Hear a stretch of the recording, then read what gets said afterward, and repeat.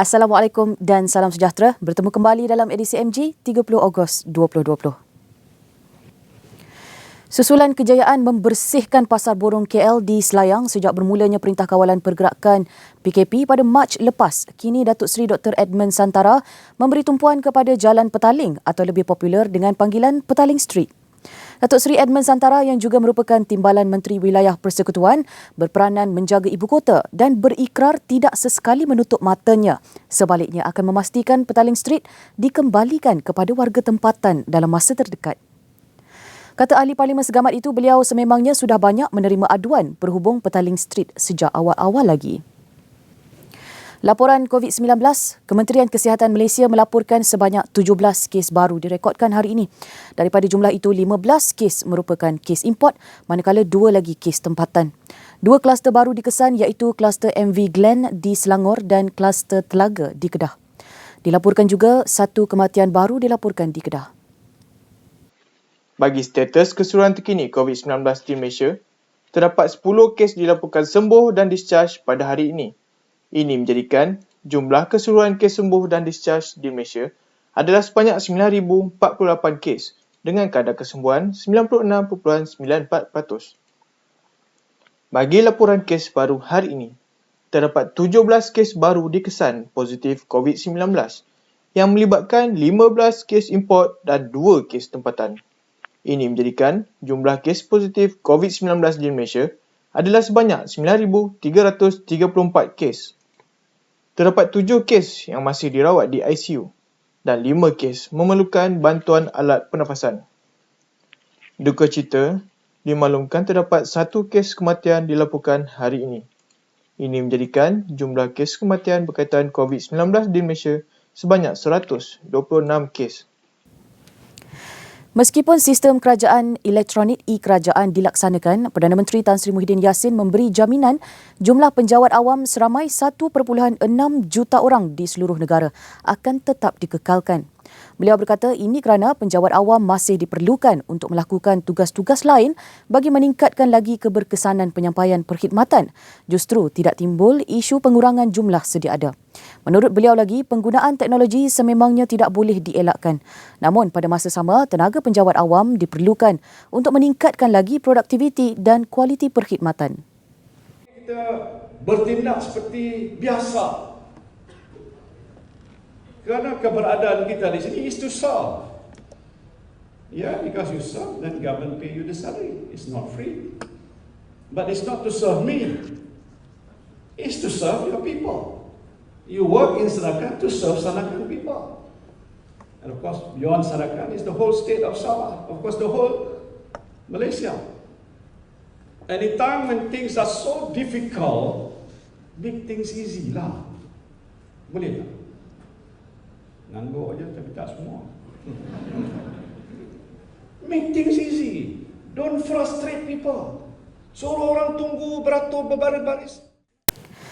Suruhanjaya Pencegahan Rasuah Malaysia SPRM hari ini menafikan telah mengeluarkan kenyataan media bertajuk SPRM Siasat Pemberian Wang Sogokan PRKN 58 Dun Slim berkaitan siasatan video tular pemberian wang sogokan.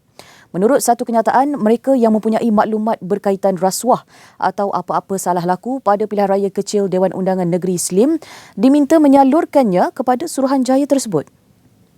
Kenyataan itu dikeluarkan berikutan tular di laman media sosial dakwaan bahawa SPRM menyiasat pemberian wang sogokan pada PRK Dun Slim.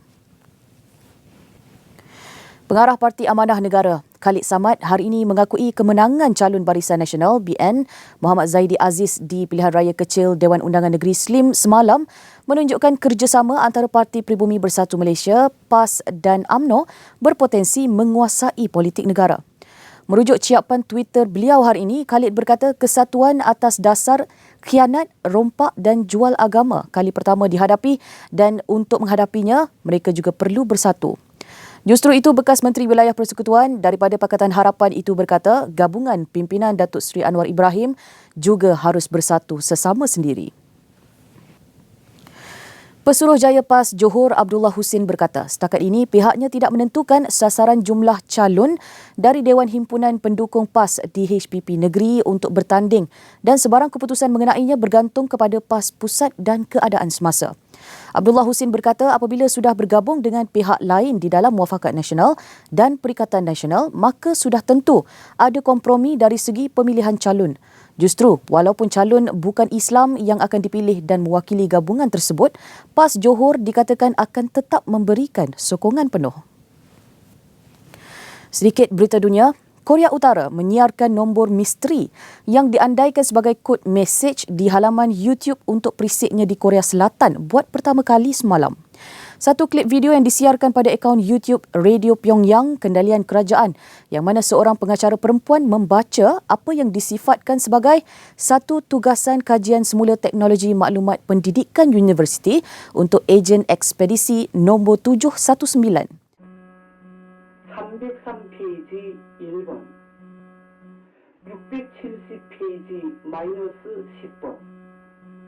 Beliau berulang kali menyebut perkataan seperti number 23 on page 564, number 19 on page 479 untuk tempoh seminit dalam hantarannya yang ditonton sebanyak 2,500 kali sehingga pukul 11 pagi. Walau bagaimanapun perkataan tersebut tidak disiarkan di radio.